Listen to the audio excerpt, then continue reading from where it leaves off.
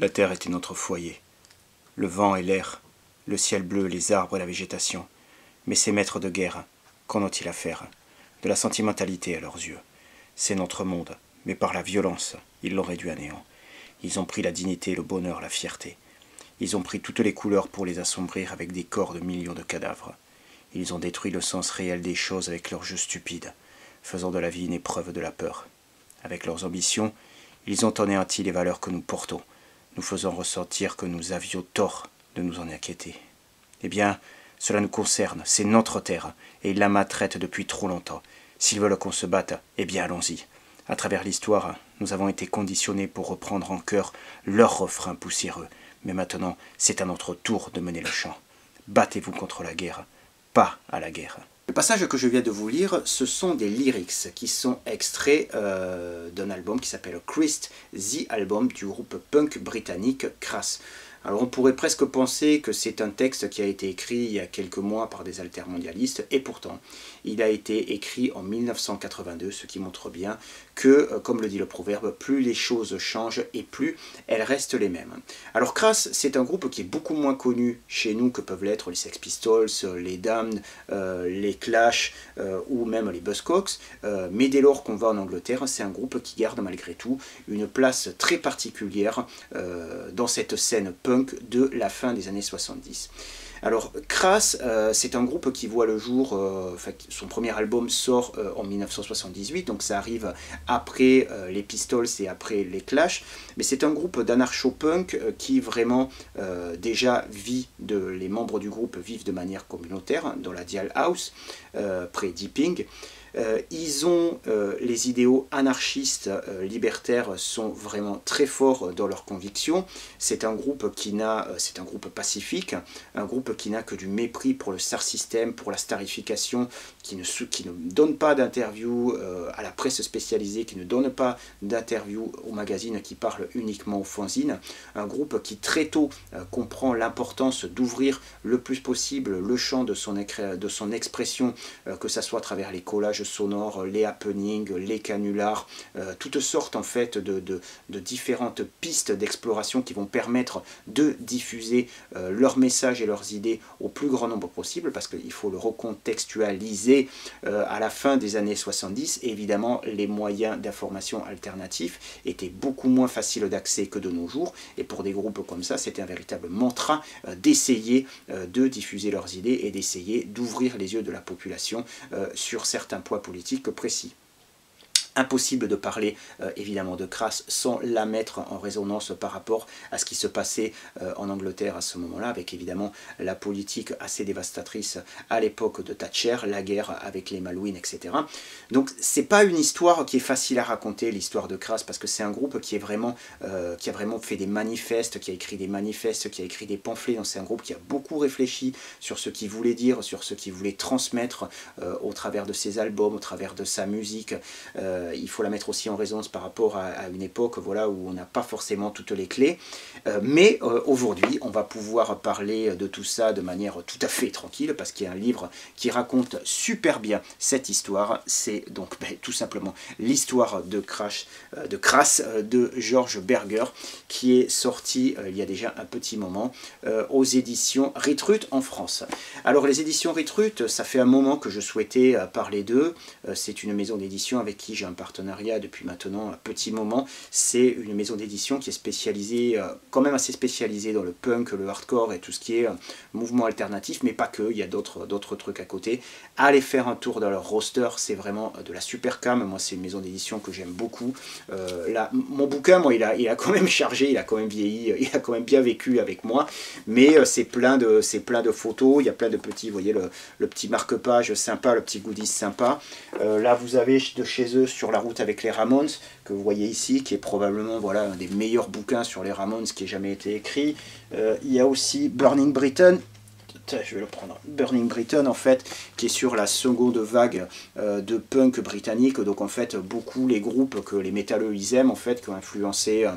les groupes de speed metal ou les groupes de thrash comme Metallica ou Slayer, donc avec The Exploited, les Yokusubs, les Toy Dolls, les Cockney Reject, les English Dogs,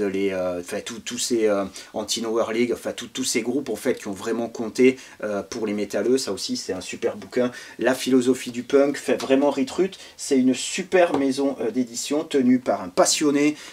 qui vraiment a à cœur de proposer des bouquins d'une belle qualité, super bien traduits, avec des belles photos et à un prix accessible. Le bouquin de Crass, il coûte que 24 € et puis il y a franchement à manger si vous êtes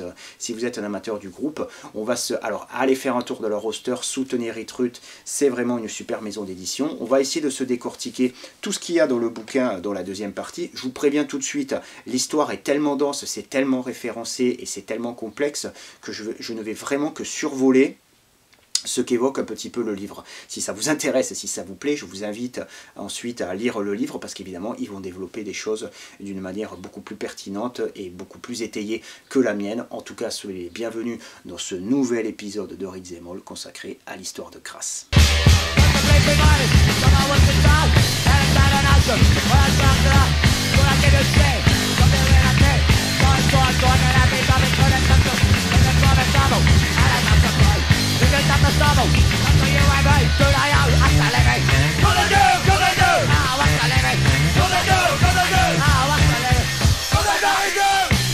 Donc l'histoire de Crass, donc sorti en 2006 dans son format anglais, en fait en langue de la langue de Shakespeare évidemment. George Berger, c'est un journaliste freelance voilà, qui a l'ADN punk apparemment en lui et qui a su convaincre en fait les membres du groupe de participer à ce bouquin. Il n'y en a qu'un seul, il n'y a que Andy Palmer qui ne participe pas à ce livre, donc c'est quand même adoubé par la plupart des membres du combo. Ils interviennent beaucoup. Il y a des extraits, en fait, des écrits des membres du groupe. Enfin, et ça donne un petit peu aussi place à des voix un petit peu discordantes, un petit peu dissonantes sur certaines décisions prises par le groupe ou sur certains actes faits par le groupe, en fait, où il y a des personnes qui viennent un petit peu mettre un petit bémol, dire ouais voilà, ça c'est pas... Donc ce qui est toujours un petit peu sympa d'avoir ce regard un petit peu critique sur l'histoire et sur la discographie d'un groupe. Ça commence de manière assez classique, en fait, ça suit la chronologie du groupe. Tout commence à la Dial House, donc cette maison près d'Epping dont je vous parlais au départ, qui est une maison communautaire où tous les membres de Crass vivent, et où ils vont comme ça, ils se sont rencontrés la plupart aux Beaux-Arts, ils se rencontrent et ils mûrissent voilà, un certain projet artistique, un certain projet musical, donc le punk est là, le punk explose, et le punk c'est une véritable bouffée d'oxygène pour tous ces jeunes artistes qui voient une opportunité dans ce style musical qui semble accessible à tous. D'ailleurs ils feront à des moments, ils sortiront des compilations via leur label de groupe, pas toujours très pertinent, mais sur une compile, je crois sur la 3e compile en fait qu'ils avaient sorti, il y avait un Napalm Death en fait qui avait sorti un de ses tout premiers trucs. Donc ils ont sorti aussi quelques trucs de pas mal à certains moments. Cette espèce de volonté, de mantra de se dire toute personne peut être un artiste en fait, ou peut être un musicien, on s'aperçoit que dans la réalité ça marche pas toujours, mais voilà, les gars ils s'y mettent, donc au début c'est un petit peu laborieux, c'est pas terrible, même pour du punk, mais il s'accroche, et puis il y a une volonté, il y a vraiment des idéaux qui sont chevillés au corps, et les mecs ils cogitent, ils veulent que les lyrics ça veuille dire quelque chose, ils veulent que ça soit en résonance par rapport à ce qui se passe dans l'Angleterre, dans cette Angleterre qui voit dévastée par le chômage, par la politique libérale de Thatcher, et par voilà, finalement toute cette population qui est complètement aveuglée finalement par quasi une propagande médiatique qui suit tout ce que finalement le gouvernement leur dit de dire et d'écrire. Il n'y a aucune résonance avec ce qu'on vit actuellement. Alors ils commencent, au début, je disais, c'est hyper laborieux, ils font pas mal de scènes avec les Yukusubs, d'ailleurs ils disent au départ qu'il n'y a que les Yukusubs en fait qui font partie de leur public, mais voilà, avec le livre l'explique très bien, comme c'est un groupe voilà, qui arrive à se fédérer autour d'idées communes, voilà, ils font parler d'eux, et puis voilà, le succès arrive, très vite ils trouvent leur image, pour une sorte d'anti-look, habillé toujours en noir, avec cette imagerie très finalement très paramilitaire, avec le logo qui est dessiné par un ami à eux, où il y a en fait un serpent qui se mord la queue. À l'intérieur, il y a une croix chrétienne, il y a une svatika, il y a aussi quelques éléments du drapeau anglais. Tout ça est un petit peu caché, ça fait un symbole en fait qui fait un petit peu dictatorial, qui fait un petit peu fascisant, et ils portent ça, donc ils ont une image qui est très sombre, très dure, et au départ ils jouaient en fait exclusivement éclairés par une ampoule, ce qui faisait que tu avais du mal à les distinguer, avec la musique hyper destro, une musique qui évoluera beaucoup en fait au cours de la carrière du groupe, qui passera du punk un peu au free, à la limite à des moments free jazz, musique un petit peu expérimentale. Ils vont passer un petit peu par toutes les recettes en fait qu'ils peuvent utiliser. Mais cette image va très vite, finalement, va très vite leur coller à la peau, et cet anti-look va devenir voilà, vraiment une marque, une signature pour Crass. On lit en fait, on voit comment s'écrit l'histoire du groupe, comment les personnalités, ça c'est vraiment très intéressant, c'est plusieurs individualités très différentes les unes des autres qui sont derrière ce projet, ce groupe Crass, avec vraiment pour chacun d'entre eux, certains ça va être plus le féminisme, d'autres l'antimilitarisme, le pacifisme, la lutte contre l'extrême droite, etc., etc. Mais tous en fait, ces individualités s'effacent un petit peu au profit du collectif et au profit des idées que tous voilà, veulent défendre à travers Crass. Et c'est quelque chose qui est très bien expliqué dans le bouquin, où on voit au départ qu'ils sont tous comme un seul homme en fait derrière le groupe, et au final ce collectif écrase un petit peu au bout d'un moment toutes les individualités, et fera qu'au final c'est ce qui finira par provoquer entre autres la fin du groupe, tant en fait ils se sentent à l'étroit dans ce groupe qui a vraiment, pour qui le sérieux, porter la parole des démunis, des plus pauvres, des sans-voix,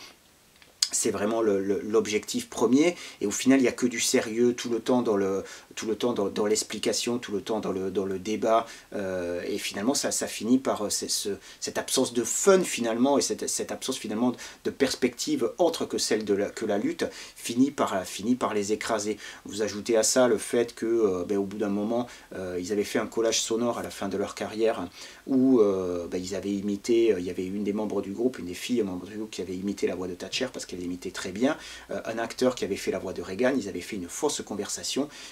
entre les deux par rapport à la guerre des Malouines et par rapport au fait que les États-Unis voulaient se servir de certains lieux en Europe pour en faire des bases en fait, pour envoyer éventuellement en pleine guerre froide voilà, des missiles nucléaires sur les Russes, et pas faire que l'Europe soit une base en fait pour les Russes. Et en fait cette cassette, ce canular qui est au départ un peu potache, finalement va prendre une ampleur énorme, ça aura du retentissement même jusqu'aux États-Unis, où il y aura des services qui feront en fait des démentis officiels en disant non, cette conversation n'a jamais eu lieu, ça n'a jamais existé, et le gouvernement commencera à s'intéresser au groupe, commencera à leur faire un gros procès qui leur fera perdre énormément de thunes, et finalement le groupe se retrouvera face à cette espèce de cruelle réalité où finalement écrasé par l'histoire de David et de Goliath, ça marche que dans les mythes, mais dans la réalité, la raison du plus fort est toujours la meilleure, et ils finiront complètement écrasés, broyés à la fois, écrasés par le système, et broyés à la fois par l'espèce de rigueur qui s'était imposée, qui finalement les conduira directement dans le mur. Donc c'est pas très joyeux, mais finalement c'est bien expliqué, ce cheminement voilà, de groupe. C'est pas tout le temps, c'est pas expliqué d'une manière aussi claire quand on lit un bouquin sur un groupe de ses débuts jusqu'au split. Là ici c'est vraiment, ça apparaît d'une manière très claire. Autre chose qui apparaît de manière très claire, c'est voilà, à des moments le fait que le groupe avait une voix, parce que c'est vrai qu'on peut rapidement se dire bon, Crass, des anarchistes qui postent 68, enfin, des espèces de hippies qui vivent dans un mode communautaire, en fait c'est des altermondialistes à voleurs, mais en fait quand on commence à s'y intéresser, à creuser, on s'aperçoit que ils avaient des idées à certains moments qui étaient que moi je m'attendais pas de la part d'anarcho-punk à la limite. Notamment quand il parle, évidemment à cette époque-là, les tensions entre les skins et les punks étaient très fortes, et il y a Yves Libertine qui dit à un moment, nous au départ, il était hors de question d'interdire l'entrée de nos concerts aux skins, même s'il y en avait qui venaient évidemment pour y foutre la mer et pour péter des gueules. Elle disait, tu as 10 personnes qui arrivent, tu vas en avoir 9 en fait qui vont rien écouter du tout et qui vont être là uniquement pour foutre la merde, mais tu vas en avoir un qui va entendre un discours qui va être légèrement différent de celui qu'il a l'habitude, enfin légèrement différent, très différent de celui qu'il a l'habitude d'entendre, et peut-être que ça va un petit peu le bousculer et un petit peu l'amener à réfléchir. Et c'est comme ça que tu peux peut-être arriver à faire naître, finalement laisser une petite graine et la laisser peut-être un petit peu germer pour que des idées différentes naissent un petit peu dans l'esprit des gens. Et dans l'esprit des gens qui pensent pas tout à fait comme nous. Donc du coup, il y a cette notion du débat, il y a cette notion de venir un petit peu, même si on a des convictions fortes, de venir un petit peu convaincre l'autre sans violence, et on est vraiment à mille lieues un petit peu de notre époque actuelle, avec un petit peu des débats où la rhétorique est une rhétorique qui est avant tout basée sur le fait de poser des arguments qui viennent écraser l'adversaire. D'ailleurs, on parle d'adversaire, on ne parle pas souvent dans les débats, il n'y a qu'à voir comment ça se passe à la télé, les mecs ils discutent pas, ils se jettent, ils s'invectivent, ils se jettent des arguments à la gueule, aucun des deux n'écoute, c'est même pas un débat. Alors que là il y a quand même cette notion avec ce groupe là d'écoute à la fin des concerts, de venir débattre avec les fans, d'avoir à des moments des mots assez durs envers les organisations antiracistes, de dire voilà par exemple vous êtes complètement gourés les mecs, en disant, enfin il le dit, c'est dit de manière un petit peu plus étoffée que ça, mais il dit bon voilà vous voulez venir aider certaines populations, ils veulent pas de votre aide en fait, donc laissez-les se débrouiller, foutez-leur la paix, et puis par la même occasion foutez-nous la paix à nous aussi. They said that we were trash. Well, the name is Crash, not Clash. They can stuff their punk credentials. It's them that take the cash. They won't charge nothing for their fashionable talk. RAR badges in their protest wall. Thousands of right men standing in a park, objecting to racism, decaying in the dark. Black man's got his problems, he's right to deal with it. Not for yourself off with your white liberal shit. If you care to take a close look at the way things really stand, you'll see we're all just niggas to the rulers of this land. Il y a des discours comme ça qui sont un peu habituels pour des groupes de punk comme ça, et à plusieurs moments voilà, ils viennent questionner, ils viennent remettre en question, et comme le dit très bien à un moment un journaliste qui les aime pas trop, il dit ils ont une espèce de manière un petit peu presque adolescente de venir aborder en fait les thématiques, une manière extrêmement simple, mais du coup qui est tellement simple dans l'approche qu'elle te force à te poser des questions. Et c'est vraiment ça qu'il y a de très intéressant à travers ce livre, c'est que ça t'amène à te questionner sur plusieurs concepts, ça te ramène en fait à une époque, la guerre des Malouines en fait avec l'Angleterre contre l'Argentine pour un petit un petit lopin de terre finalement à l'autre bout du monde qui fera un bon millier de morts, d'après ce que je me rappelle, et où finalement il parle de tout ça, il dénonce un petit peu la manière dont ça se passe, mais au final ce qu'il y a d'un petit peu, ce qui finit par être un petit peu désarmant, c'est qu'au final ils se rendent compte que malgré tout ce qu'ils font, au final ça finit par, les gens continuent à voter Thatcher et la roue continue malheureusement et inexorablement de tourner. Donc c'est ce qui finit un petit peu par les décourager et avoir raison au final de leur motivation. Mais au-delà de l'aspect un petit peu triste et un petit peu pessimiste de cette fin, enfin de la trajectoire de ce groupe, il y a aussi et surtout le testament,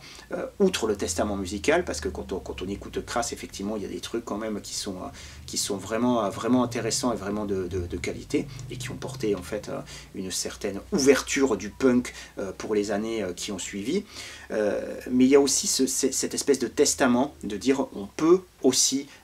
faire les choses à sa manière, on peut faire les choses d'une manière alternative, ne pas dépendre des maisons de disques, ne pas dépendre de la presse spécialisée, des grands courants, faire un gros doigt au mainstream, à l'establishment, à la bourgeoisie,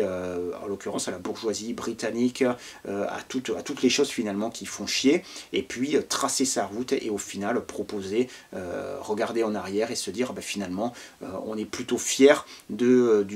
ce qu'on a pu accomplir avec ce groupe. Il redonne en plus à la fin la parole à des années plus tard à quelques membres en fait du groupe, notamment Steve Ignorant, qui finalement a l'air d'être un gars qui est plutôt pas mal dans ses baskets, plutôt encore fidèle à ses principes, mais qui finalement n'a pas retiré grand-chose pécuniairement parlant de cette période, et finit pauvre, en fait, tout simplement. Peut-être heureux, mais pauvre, avec sa compagne, en fait, où il dit que, quand il dit ce qu'il gagne, voilà, l'auteur, il dit, au vu des standards anglais, il est en dessous du seuil de la pauvreté, et le mec, il va travailler sur des chantiers dès lors qu'il a besoin de quelque chose autre que les simples besoins primaires, et il semble finalement assez... je ne sais pas s'il semble se contenter de ça ou s'il est heureux de ça, mais en tout cas, quand tu vois bon nombre de groupes punk anglais qui étaient à la même époque, certains ont beaucoup mieux tiré leur épingle du jeu, en tout cas que Crass. Est-ce que vraiment, face à l'éternel, ils seront plus intègres ? Ça, c'est une question qui reste posée. On en reparlera certainement sur... enfin, c'est pas certainement, c'est sûr, quand on parlera des Sex Pistols, des Ramones et consorts. Et quand on parlera, de toute façon, il y a cet épisode-là que je veux faire depuis longtemps sur les liens entre le punk, et notamment le punk britannique, et le metal, et le speed metal, et le thrash. On fera tout ça dans un épisode à venir. En attendant, l'histoire de Crass aux éditions Retrut, un bouquin pour les fans de punk, pour les fans de Crass, pour tous ceux qui ont envie d'étoffer leur culture musicale et qui ont envie de lire un livre qui finalement les fera un petit peu réfléchir. On se retrouve très vite pour un nouvel épisode de Ritzemol. Faites bien gaffe à vous et puis à très bientôt. Bye bye.